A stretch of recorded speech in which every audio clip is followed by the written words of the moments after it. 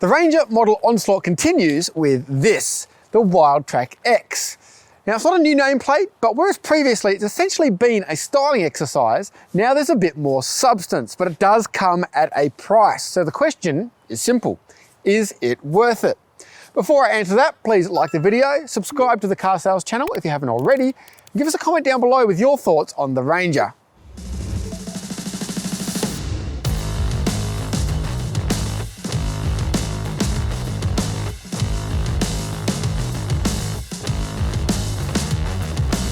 The Wildtrak X is listed at just over $75,000 plus on-road costs. This might seem like a relatively small step up from the Wildtrak, but the X is only available with the 4-cylinder engine, so the premium is actually a hefty $8,000. It's exactly the same price as the VW Amarok Panamericana, but a little more expensive than the forthcoming Hilux GR Sport, which are its two most obvious rivals. Now obviously there's been a million Ranger reviews and videos, so there's not a whole lot of point in me going through every minute detail, as I'm willing to bet that if you're watching this, you know how a Ranger interior looks, and you've seen or heard plenty about how it drives. So I'm really going to focus on what makes the Wildtrak X different. You might notice the X looks a bit tougher than the standard Wildtrak, and there are good reasons for that. It has a 26mm lift and 30mm wider tracks front and rear, along with 17-inch wheels, an inch smaller than the Wildtrak, and more aggressive rubber. The colour is also exclusive to the X, called Cyber Orange, and it's actually very similar to McLaren's signature Papaya Orange. There's a new grille, slightly different black for all these various trim bits. You get this Wildtrak lettering across the bonnet, and the Matrix LED headlights are now standard. Unlike the previous Wildtrak X though, there's no snorkel, which is a bit of a shame. As mentioned earlier, the Wildtrak X is only available with the 2-litre bi-turbo 4-cylinder engine. Ford's explanation for this is that this is a global model and therefore it has to meet global emission standards. That's why it's got a slightly different calibration which robs it of 4 kilowatts. One significant change though is that this is the first 4-cylinder Ranger to adopt the V6's permanent all-wheel drive system. It is, however, almost 15% thirstier than the regular Wildtrak 2-litre, at least according to the official claim. In reality, it's hovering around 10 litres per 100k, which is fairly typical. Warranty and servicing is the same as every other Ranger, and Ford's website gives service pricing visibility for up to 10 years, which is handy. The X's tray is the same as the regular Wildtrak, including the electric roller shutter, but what is different is the addition of Ford's FlexiRack system.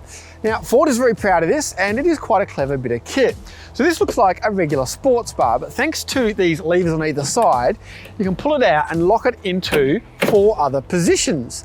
The second part of this is the integrated roof racks, which hide away in the rails when not needed, or can fold out in moments when required. Maximum load is 80 kilograms if you're on the move, or 250 kilos static. All this gear does add weight though, so the X's payload is around 30 kilos less than the equivalent 2-litre Wildtrak. The maximum tow rating continues to be 3.5 tonnes. Let's hop inside.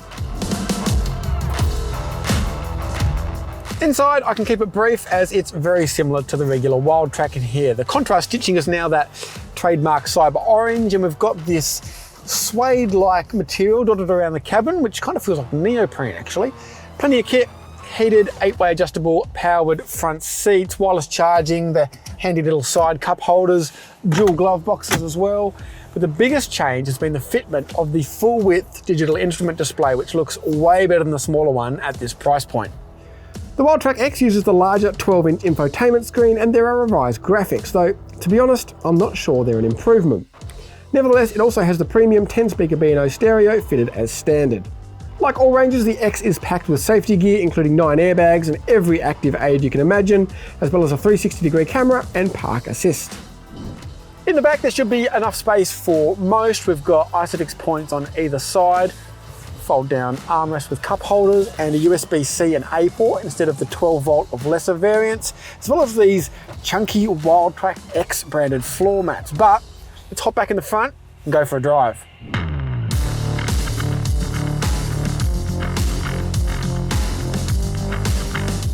There's one other big change with the Wildtrak X that I haven't yet mentioned, and that is the suspension. It's got Bilstein remote reservoir monotube dampers, which are pretty fancy bits of gear. Now, they're said to increase the car's bandwidth on and off-road, but the big advantage of a remote reservoir is that it increases the oil capacity to keep the shocks cool while they're flying up and down off-road. On the road, the Wildtrak X drives pretty much like a Ranger, and that's no bad thing at all. The ride feels a bit firmer. I've just gotten out of a V6 Sport actually, but not to its detriment, it's just a slightly different feel. But in terms of the steering, the engine, etc., it all feels very familiar. So I'm going to have to venture beyond the tarmac to see what the Wildtrak X is all about.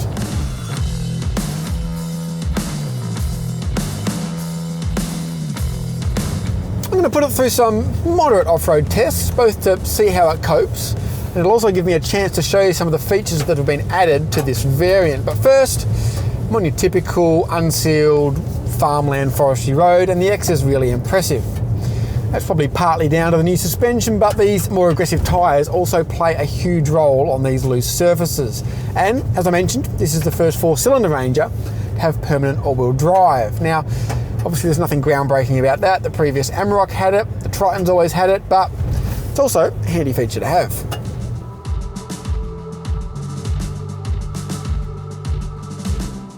Alright, now for some rougher stuff. And one of the features the Wildtrak X has nicked from the Raptor is trail control, which is basically off-road cruise control. You set a speed below 32 k's an hour, and the car will maintain that regardless of the terrain. So to test this, I've found the steepest bit of road I could, which I drove the other day, and according to the off-road screen, it maxes out at 26 degrees, which will not sound too dramatic, but I can tell you from where I'm sitting, it's very, very steep. So let's go down and then up. We'll see what happens.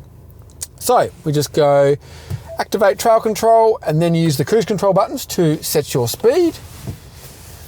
Then over the edge. So it's basically hill descent control when you're going downhill, and the Ranger's works really, really well. Silently, no drama or fuss whatsoever. And then you can just adjust your speed using the cruise control buttons as you would normally on the highway. Right, so now we're approaching the same hill going up, and all I do is just press trail control, set the speed with the cruise control button, and feet off, car does the rest. Up it goes, no problems whatsoever. All right, now let's talk drive mode. So, like the regular Wildtrak, the X has slippery, sand and mud ruts modes, but again, it steals rock crawl from the Raptor. So the drive modes are basically a one-hit operation to set the vehicle up for certain terrain. So if I select rock crawl, there we go into low range, rear diff is locked, ESP is off, and I get a unique throttle and transmission calibration apparently. So let's see how we go on this hill climb. Throttle's quite soft for steady progress. I think we lifted a wheel there. A little bit slippery in these ruts, but it is just walking up. Piece of cake. No dramas whatsoever. So again, I mean, you can set this stuff up manually with the diff lock and all that sort of stuff, but it's quite handy just to be able to turn a dial and have the car do it for you. All right, now let me show you trail turn. So for this, I need to unlock the diff and hit trail turn. And what this does is if I go full lock, it then brakes the inside rear wheel and pulls the front around. Feels very weird, but it does work really quite effectively in reducing the turning circle, which can be handy when getting out of tight spots. It would certainly cut down on the number of 3-point turns you'd have to do. To finish off, I probably don't need to, but since we're out here, let's stick it in mud and ruts, as that's always a bit of fun. Now this selects 4 high, locks the rear diff, turns off traction control, but as I go into these holes, it also holds a gear rather than changing up, so that if I need to gun it suddenly to get out, I've got the power available rather than having to wait for it to kick down. Now it's got a decent set of tyres on it. The only thing that's really stopping the Wildtrak X like that is ground clearance. At 261 millimeters, it's got about the same as a Navara Warrior or Hilux Rogue, but a little bit more would be nice. I really like the Wildtrak X. It looks cool, plugs the equipment gaps in the regular Wildtrak offering, and is a great touring rig for exploring the great outdoors. But there's always a but. At this price point, I'd want the V6. For on-road duties, the Platinum offers even more gear and the bigger engine for roughly the same price, while for those wanting to head off-road, I suspect they'll be better served with a regular Wildtrak V6 and choosing their own wheels, tyres and suspension from the aftermarket with the price difference. Now this isn't to take anything away from the Wildtrak X, as I think it's a cool package. It's just that for more than 80 grand on road, I'm not quite sure it's all it could have been. Thanks for watching. If you've enjoyed this video, please give it a like, subscribe to the Car Sales channel, and put a comment down below with the cars you'd like to see us review.